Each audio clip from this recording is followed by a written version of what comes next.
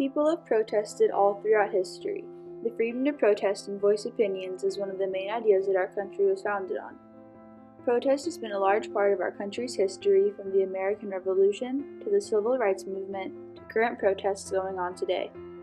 Even as far back as 1773, Americans protested against British taxation during the Boston Tea Party. If you look at the First Amendment, it gives us the right to assemble and the freedom of speech. Combined, these two rights give us the freedom to protest. The First Amendment is first for a reason. It is the most important right we have as Americans and at the very core of who we are. Without the First Amendment of free speech, freedom of the press, freedom and assembly, the rest of the amendments are meaningless. People have different opinions on this issue, though. Some feel protest isn't always necessary or shouldn't be allowed, while others feel quite opposite. We asked our guest how they felt about this.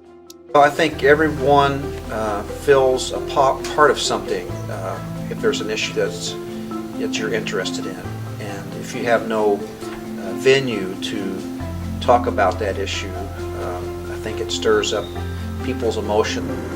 Definitely think that it's necessary to protest. I definitely think that those who drafted the Constitution and formed our democracy believe that it was an important part. That's why it's in the First Amendment.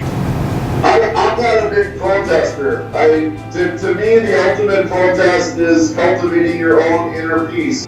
We then asked them whether or not they found any problems in allowing protests. I am a big proponent of protest as an American right, so I find very few problems in allowing protests as part of our civic identity.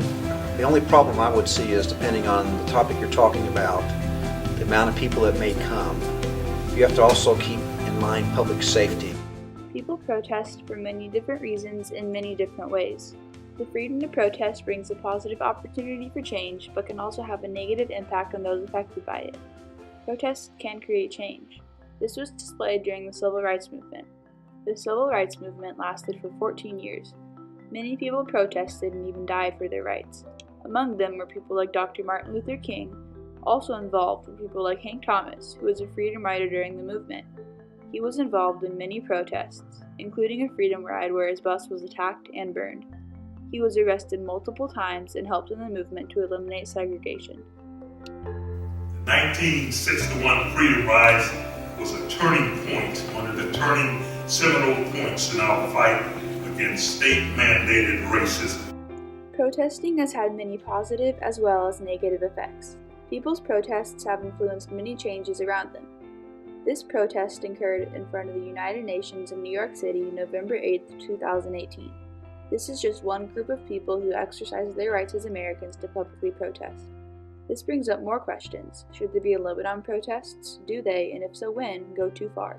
I think protests should virtually always be allowed. I think that when protest sort of goes toward a line where it maybe isn't appropriate, as if there's violence involved. I think that protests that shut down streets or interfere with transit and commerce, I don't think are productive. I don't believe that protests should ever be constrained. Certainly if it becomes a public safety hazard, there are ways in which we can contain them. How do local protests affect people's lives?